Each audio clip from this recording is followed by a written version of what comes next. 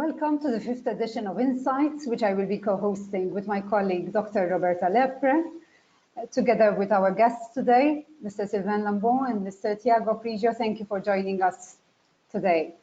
Roberta and myself are currently assisting a number of companies to transform themselves during this pandemic and even beyond, focusing on corporate governance and sustainability, but also on operational transformation, with specific reference to employee engagement, client engagement, as well as business remodeling. So we thought it would be interesting to invite guests from our network, like Tiago and Sylvain, who have interesting stories to share with us today, being representing different companies in different countries, not solely in Malta. In the case of Tiago, they have a subsidiary as well in Malta. So I believe that different companies, we can share different insights on success stories, perhaps, or even plans that different companies might have in the coming days. So let's start with the introductions. Sylvain, the Director of Business Development and Partnerships at Telecom Paris. Would you like to give a little bit of a background to our audience? Sure. So, hello everybody. My name is Sylvain Lamblot. I'm in charge of corporate partnerships and development for a French public university called Telecom Paris. The university has been founded in 1878, so it's an old lady. We are located in Paris and we are specialized in digital science and technology. We are covering all domains of digital, including quantum computing, optical communication, data science, artificial intelligence, cybersecurity, and also usage, design thinking, governance, regulation. We are owned by the French Ministry of Industry and also the French Ministry of Higher Education and Research. And our mission is really to, we have two main missions. The first mission is really to train around 1,600 students per year to get their master degree or PhDs. And our second mission is really to develop research and innovation.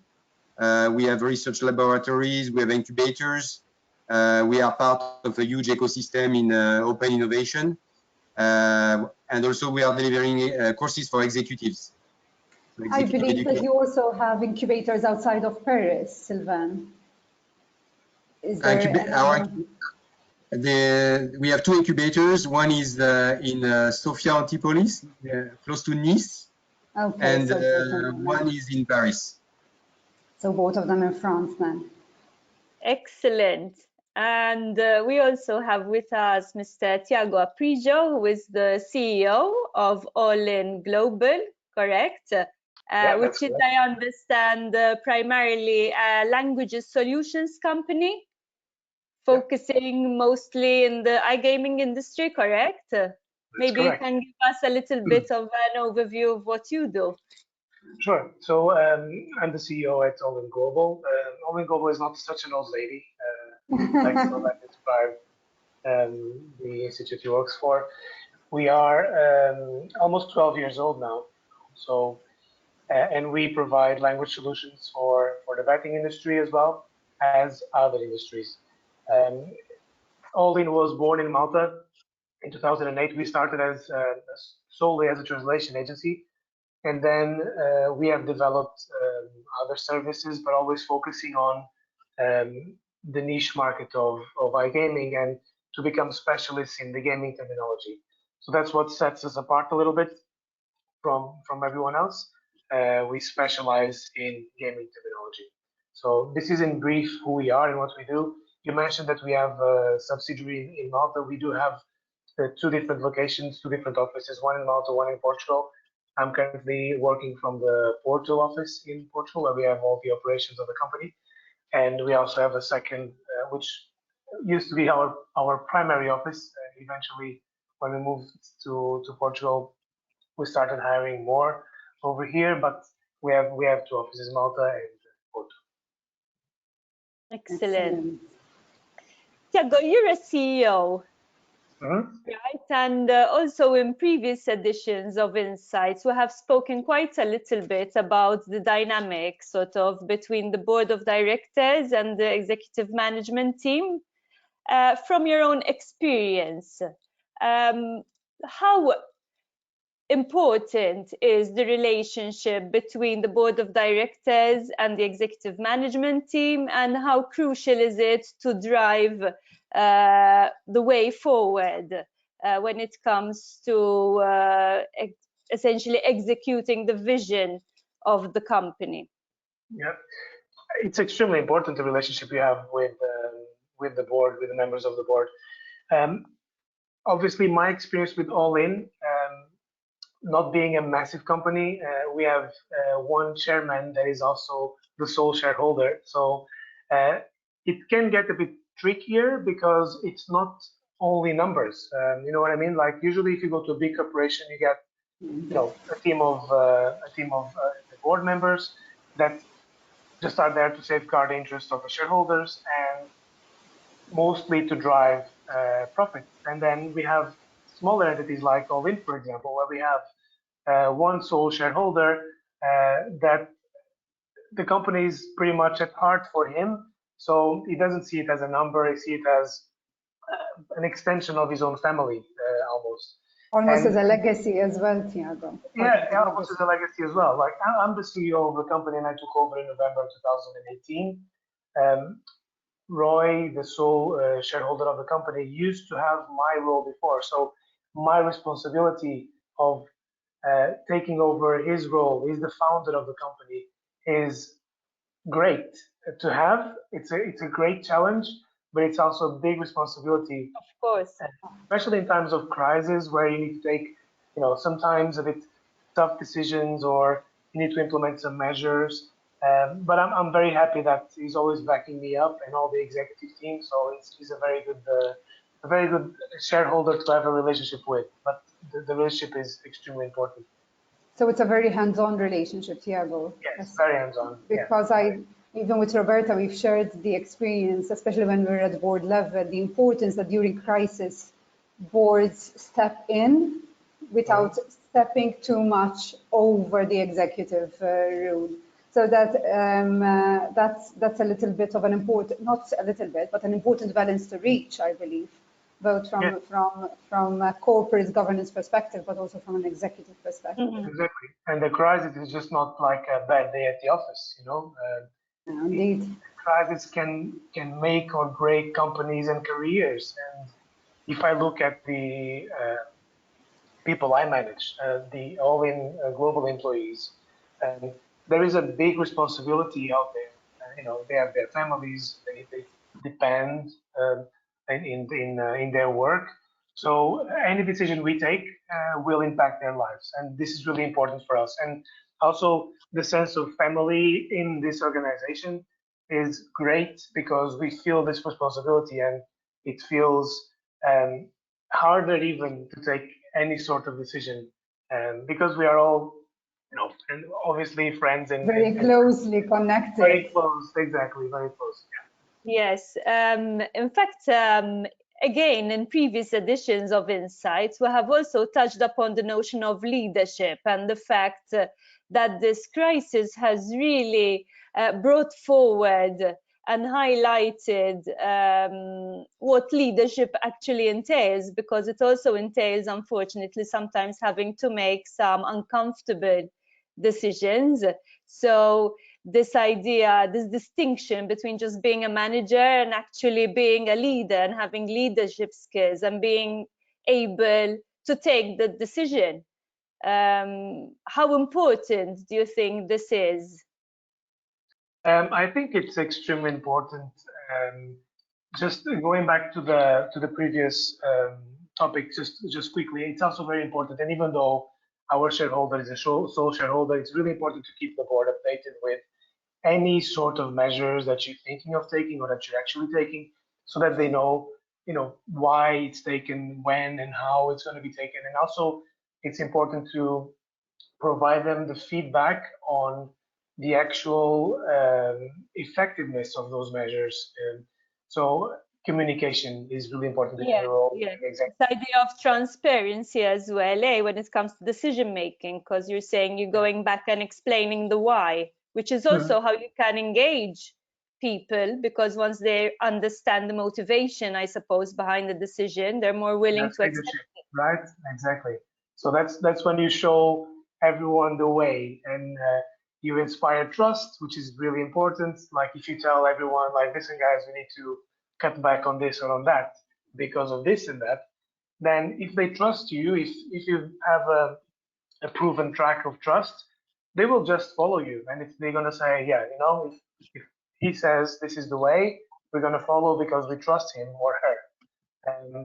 So that's part of leadership as well. I think an important part of leadership is feedback. You have to listen to your team. You have to um, allow them to have their opinion and take those opinions seriously as well.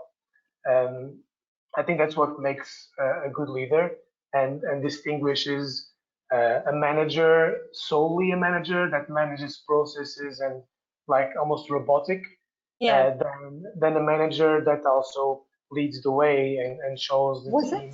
Was it challenging, Tiago, to manage two different teams at the same time? Perhaps, obviously, the Malta context was slightly different than the Portugal context from a health perspective, even though we're very similar, perhaps not in terms of numbers, but even in releasing the measures. But coordinating two teams, two different countries, all remote during a crisis. So let me tell you this: we have two offices in Malta and one in Portugal, but we work with over 350 people all over the world. So we didn't only have to manage two locations; we had to manage probably 200, and that was a bit of a challenge, yes, because some of our providers, especially in the beginning, give you an example. We translate a lot to Chinese, and in the beginning, China was obviously the most impacted country.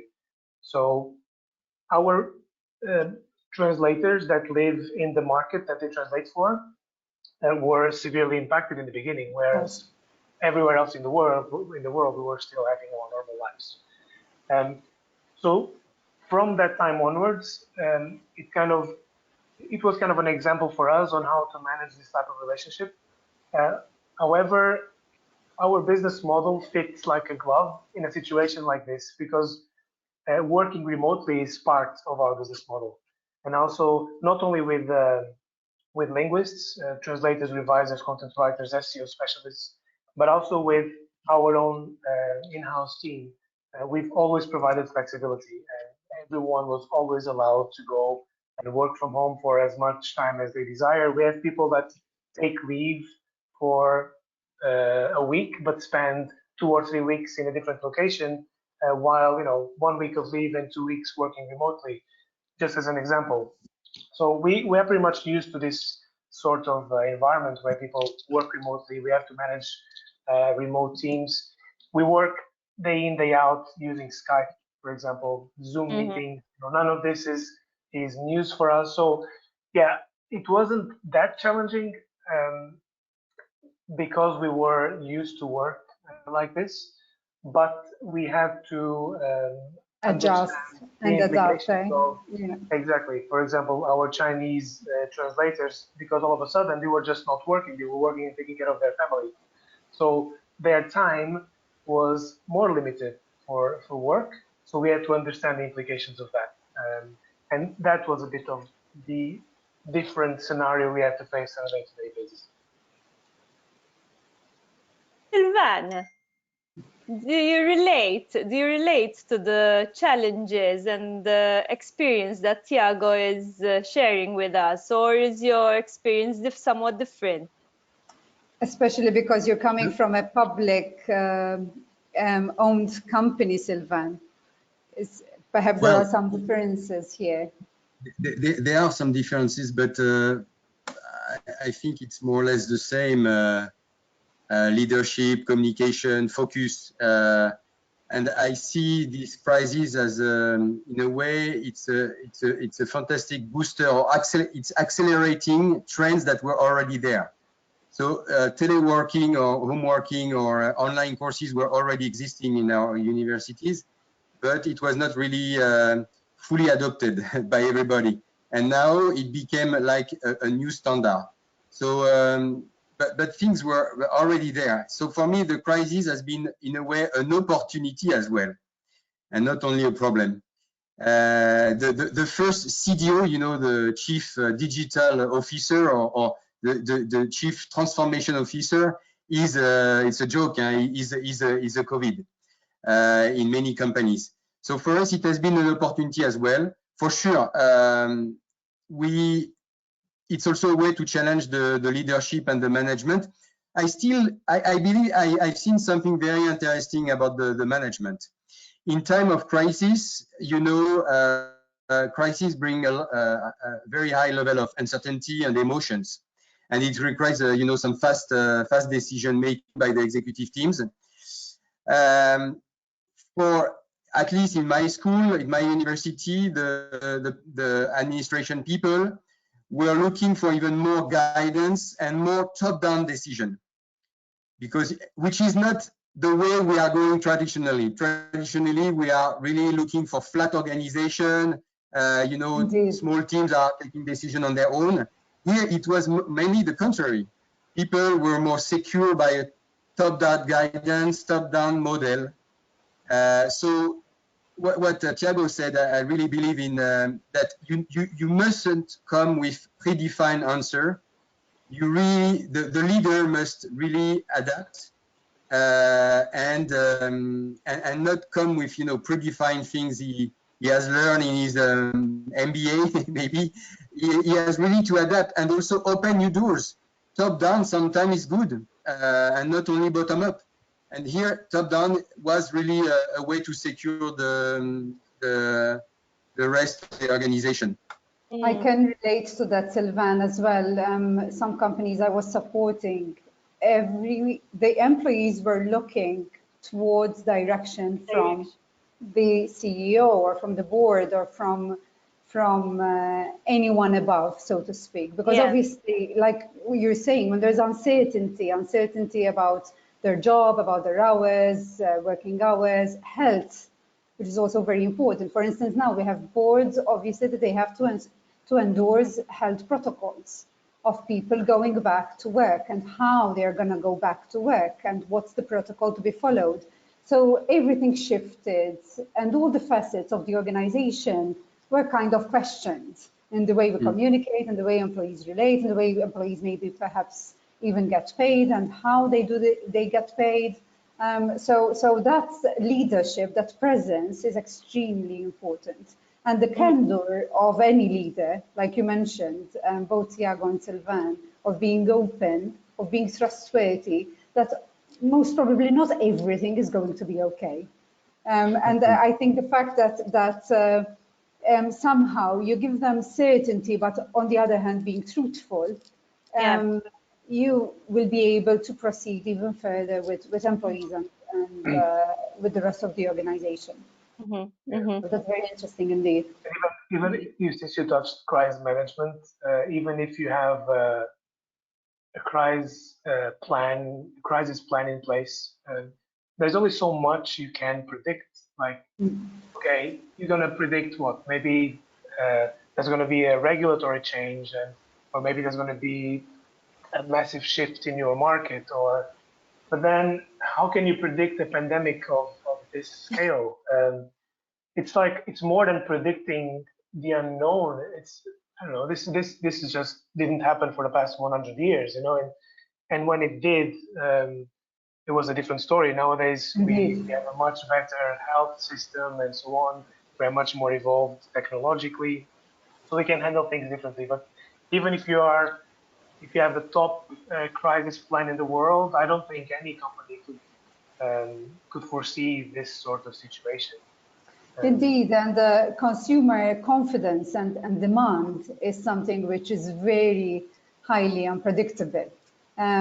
because as you mentioned, and it's interesting that it's not just a context, and that's why I think it was an excellent idea that myself and Roberta came up with, because it's showing these different insights that are not solely applicable to a Maltese context or a Malta context or a context in France or a context in Portugal, but we're all going through similar experiences, even though we're in different countries, and we're coming and assisting companies in different industries.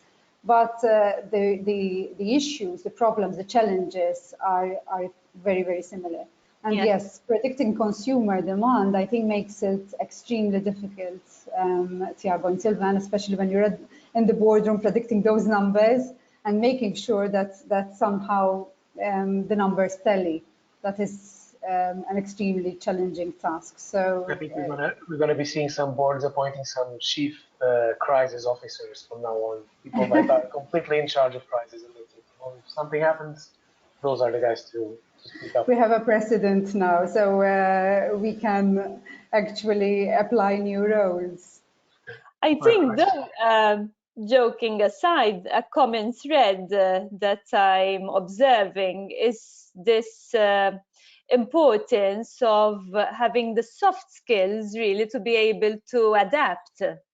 And I think traditionally we look at offering, let's say, soft skills training maybe to the executive team, even maybe the customer facing. We're not really traditionally used to doing capacity building in relation to soft skills at the board level or at the CEO level. I don't know if you agree with me here. Yeah, well, it's a very interesting topic. You know, my core business is education. Huh? So you have education for young students, and also continuous education, which is part of maybe the main challenge for our societies to think in a different manner. We need to be students all our life. Yeah. So that's one thing, and including soft skills for sure. And define what are the key soft skills for the company, because it could be different. So it's very important for me and for our education. For example, in our university, we are giving the core skills in mathematics, physics, electronics, computing, but also soft skills. This is required more and more by companies who are recruiting our students. They want, you know, engineers who are able to communicate, for example. That's right. Yeah. And you know, it's not easy. It's not that easy. You have also the language skills, very important with international team. You have the team building way of thinking. You have also the problem solving mindset. So depending also on your DNA and your countries, you may have a very different mindset. In France, we tend to have more theoretical approach. In the US, for example, they have more, you know, direct approach. So sometimes, so for me, this is core, this is key for sure, and not only for executives, not only for boards, and but also for all companies, and we need to do that in a continuous way. Yeah. Yeah, exactly. I completely agree with that, Sylvain. Soft skills are really important from, you know, whatever function you're talking about in the company.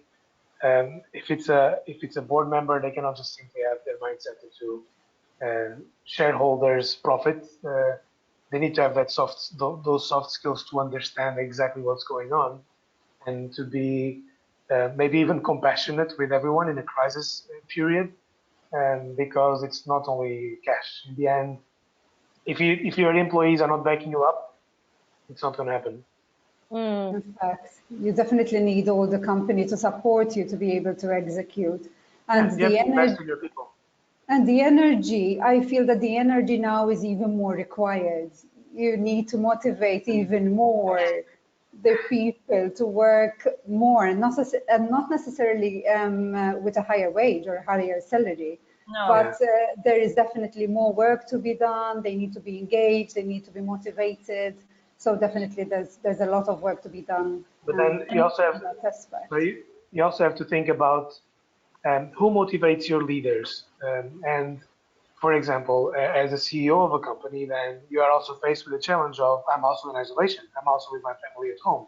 I also have limited time because I share, my time with my kids and my time with business. And then you have your day-to-day tasks, you have your monthly tasks, you have your reports, you have your meetings, and you have your nappy changing, and you have your kids to feed, and you have your playtimes. So all of this is so hard to manage, and then you have to keep a sane mind to go back to your commercial Indeed. call, and then you're going to motivate your commercial team, and you're going to try to stay purpose driven, and then you go to the operations and you tell them, like, listen guys, we really need to improve on this and that, and this is our purpose for the next couple of months, we're going to go through this.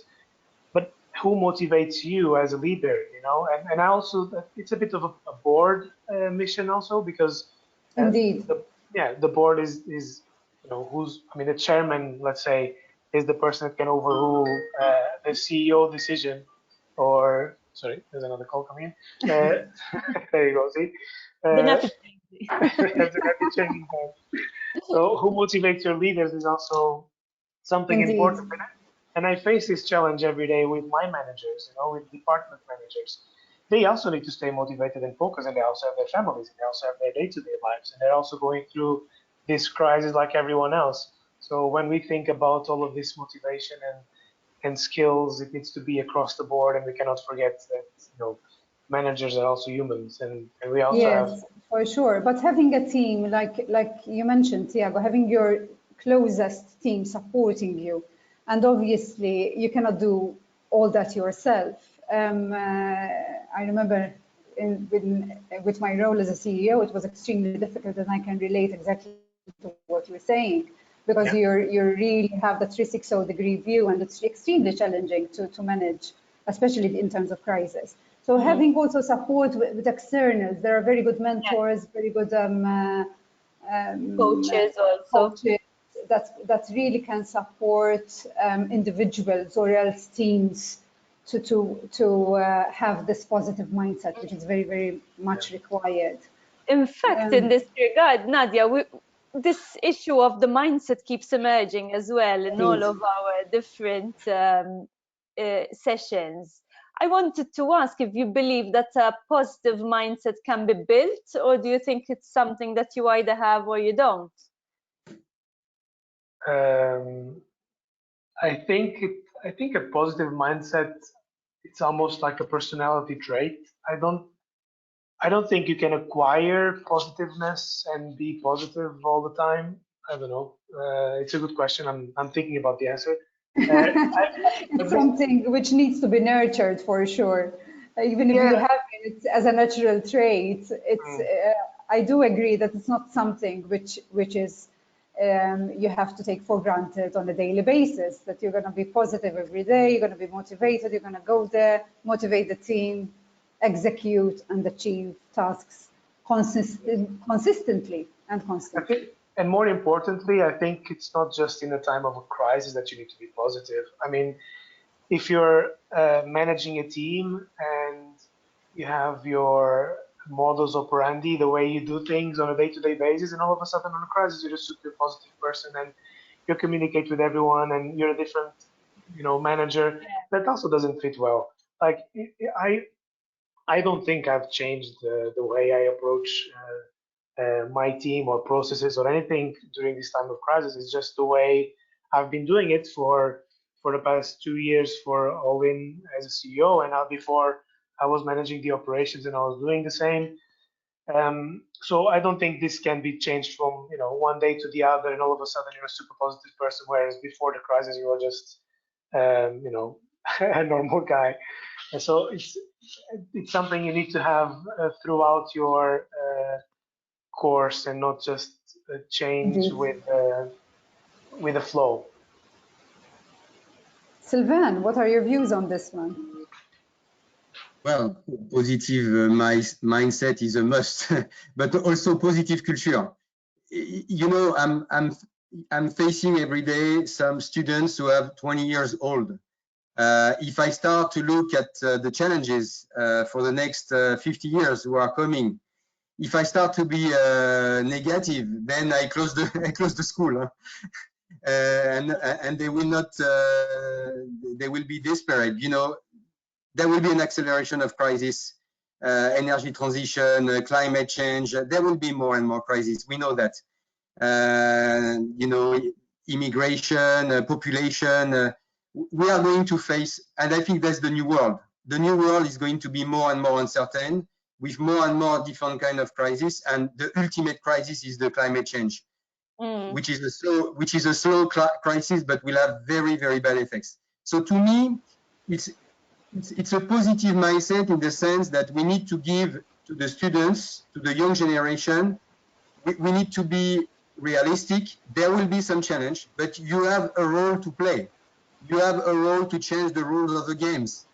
You have the role to make a more sustainable and more resilient world, change the models. Today, all of us, we have a model that has been built 20, 30, 40 years ago that is based on growth, growth, growth. All the KPI in all the different companies are mainly based on growth. Now we are talking about sustainable growth, but you know, it's not going to be there like that. It's complex. It's not easy. So we must be positive. The way we do it, at least in my university, is to tell the students, you will have a role to play. You need to think outside of the box. You need to reinvent a new world. This is why it's important, education and innovation. And we are pushing students to innovate, not to be clones, really to innovate and to think you will have to invent a new world. And this is the way I think we can be positive. Otherwise, you know, we close the door and we stop everything, because there will be even bigger challenge coming soon. I think it's extremely interesting what Sylvain mentioned. Sorry, Tiago. No, the positive culture and how to build a positive culture instead of, you know, having positive individuals like isolated. You have a positive culture within the company that then, in a time of crisis, will pay off your investment over the years to build that. And I think investing in your people, like giving them responsibilities, delegate, empowerment over the years, that builds positivity as well. During a time of crisis, you also need to be purpose-driven and you need to communicate that effectively.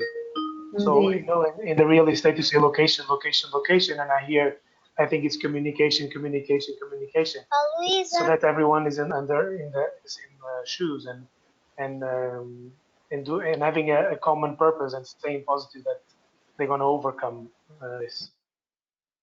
Which this brings me to the next topic, which is very similar. I think the importance, Sylvain, you touched upon it, the importance of to think outside the box and be agile in finding or identifying new business models. Now that we are transitioning into this new system of doing business, of making business, of sustainable organizations. So would you perhaps be able to share some success stories that not necessarily perhaps were COVID driven, so to speak, but more than anything, they were plans in the pipeline and you've accelerated that plan to launch that plan within your respective companies? And if not success stories, or else what are your plans in the coming months or in the coming weeks, which you're planning to adopt or embark on? Okay. You want to start, Tiago, or okay, I start? Yeah, I can. Okay. Right. So the question was primarily for you, but I think that it can adapt to both, right, Nadia? Yes, of course. Okay, so when it comes to Aldine, it's not directly related to COVID, but it's the success story or the path I can share with you is that we have a couple of years ago identified that our brand didn't really transmit what we actually did. So the company was Aldine Translations, And we went through a rebranding, and we are now known as Aldine Global for over a year. Why? Because we provide a little bit more than just translations, content writing, SEO service, and so on. We also provide these services. Interpretation as well. Yeah. Exactly, and subtitling, and you can name it. Audiovisual, telephone interpreting, 24/7. So, and now we provide a bit more. So this plan that we have in place is now paying off because we are not dependent on one sole niche industry or one vertical of that industry. Let's say that we were dependent on, or our niche market was solely sports betting, okay? All sports events have practically been canceled. So we will probably be in a very, very complicated situation right now if all of our eggs were in that basket. So this 2-year planning or shift has helped us a lot now, because now we are focusing on more than one industry, more than one vertical, and we have seen that paying off because, for example, esports has seen very big growth over the past 2 to 3 months because esports are played, can be played at home by players remotely online. Esports betting has took off like never before, for example, and it also took off for us. And we've been investing in esports for 2 years. We've been hiring esports specialists for 2 years. We've been focusing and building the service for 2 years, and it's now paying off. And what if we haven't done anything about it? You know, we wouldn't be ready for the demand. So not necessarily coronavirus related, but I think if companies really look at their business model and try to change it and adapt and not be so risky, at least. Not over depending on one source of revenue has always been one of the main risk factors. And I believe some of the companies, at least I'm supporting at the moment, they are suffering mainly because of that. Now, certain industries, obviously, it's very difficult because if you're the industry you're operating in, for example, tourism, then you're affected across the board. Even if you're trying to be creative, then you would have to diversify in unrelated diversification, for instance. But having different sources of income and different sources of revenue generation is extremely important. I've even in the past, I think I recall situations where there was an over-dependency on one particular client, for instance. And then that contract has to be terminated, or because obviously even contracts nowadays, we used gone where the contracts for 5 years and 5-year contracts or 10-year contracts, not even tenders. There also there are tenders for a shorter period of time. So having that innovative approach of relooking at your model and making sure that your risks are shared as evenly as possible amongst all the different revenues, I think it's a very, very valid point, Iago. Yeah, it's also very tough because then we fear that we might lose the specialization. That's right. Because, for example, at Aldine Translations, our motto used to be, we speak your iGaming language. That doesn't apply nowadays because we also tap into fintech and sports and esports. So it's not iGaming. We had to change it to language solutions you can bet on. But then what about the existing market? What's their perception of this, you know? So we have to be very careful with this migration. And it could have affected our brand. Obviously, we remain specialists, so the output is there, the quality is there, nothing has changed. We're just growing in different verticals. And then it also depends on the business stage, because it's very nice to speak about this, but then if your business is at the stage where you have just started, it's really hard for you to go through this and try to tap every single industry out there. It requires investment and time in people. If you reach maturity, then you might have more resources. If you're growing 20, 30% a year, you might have more resources. But indeed, if you're in your first year of operations, it might be a bit challenging. It has to be planned, indeed, Iago. Sylvain. Yes, so to answer your questions about lesson learned and success stories, what I see is that the students are more and more challenging about the the corporates, the enterprise we are bringing to the school. You know, one of my role is to bring around 50 enterprise at the school to create matching and to propose internships and first jobs, and also to educate the students about the different industries and the different jobs. And now the students, they are challenging me about bringing different kind of companies, not only the GAFAM, the Google, Amazon, you know, Facebook, and not only the leaders in digital world, French or American leaders, but also health companies. So we are now bringing, they want me to establish a partnership with Sanofi. It's a huge health company. They want to have a partnership with another school specialized in agriculture. So, you know, interdisciplinary exchange or partnership to work on the digital agriculture or the transformation of the agriculture to make an agriculture even more efficient. And they want, for sure, this is a trend that were already existing a few years ago. They want more courses, more education, and more partnerships around companies who are doing green IT or green by IT.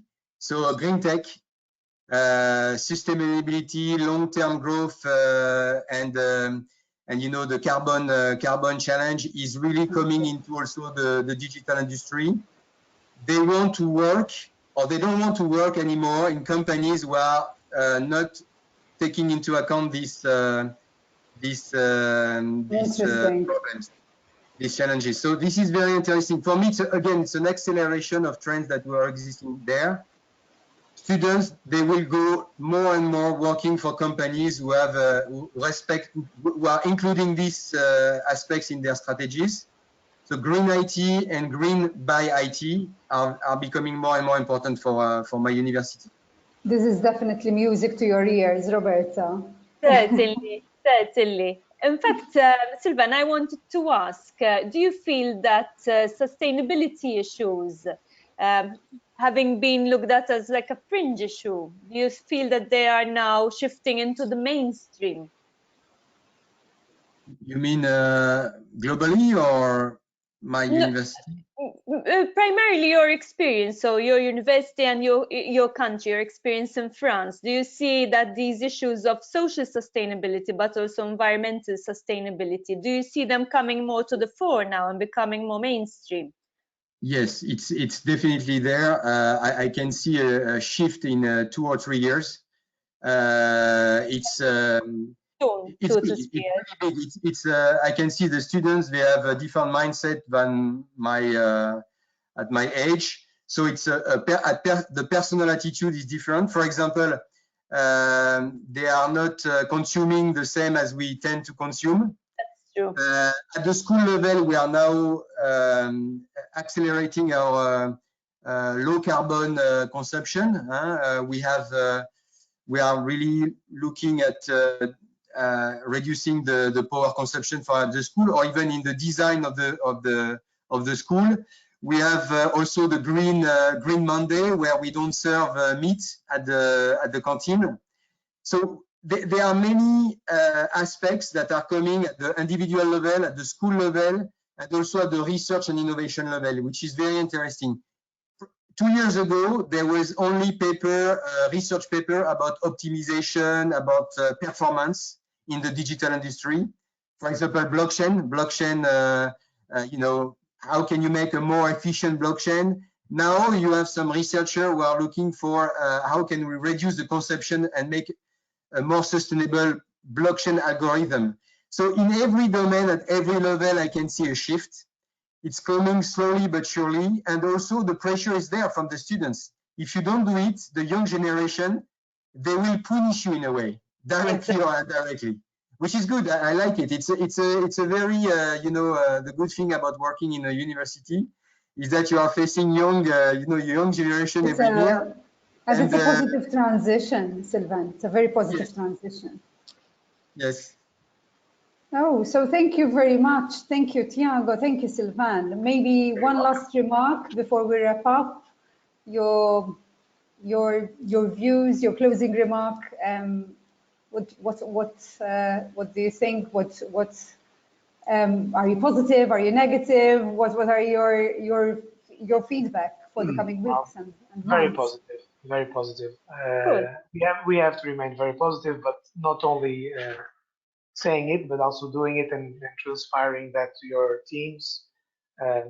It can be challenging. It will be. It is challenging at times, but it will obviously. I don't want to put the rainbow here and say that we're going to be all okay, but it's going to happen. We're going to go through this together. In a few months, we're going to have, or maybe more, but this is going to inspire a lot of change in a lot of companies.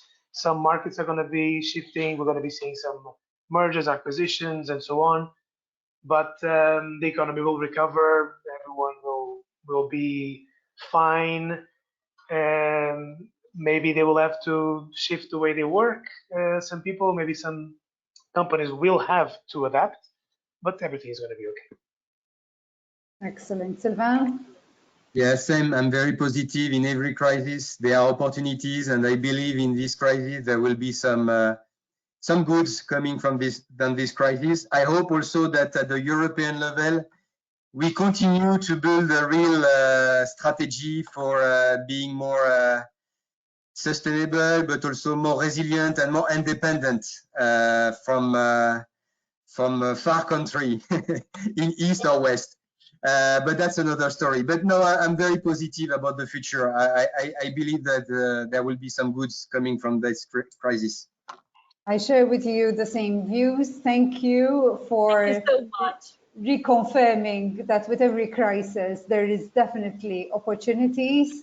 Definitely it's an era where we have to adapt for each and every company. And thank you for sharing the respective insights from your own respective companies. Thank you, Tiago. Thank you, Sylvain. Thank you, Roberto.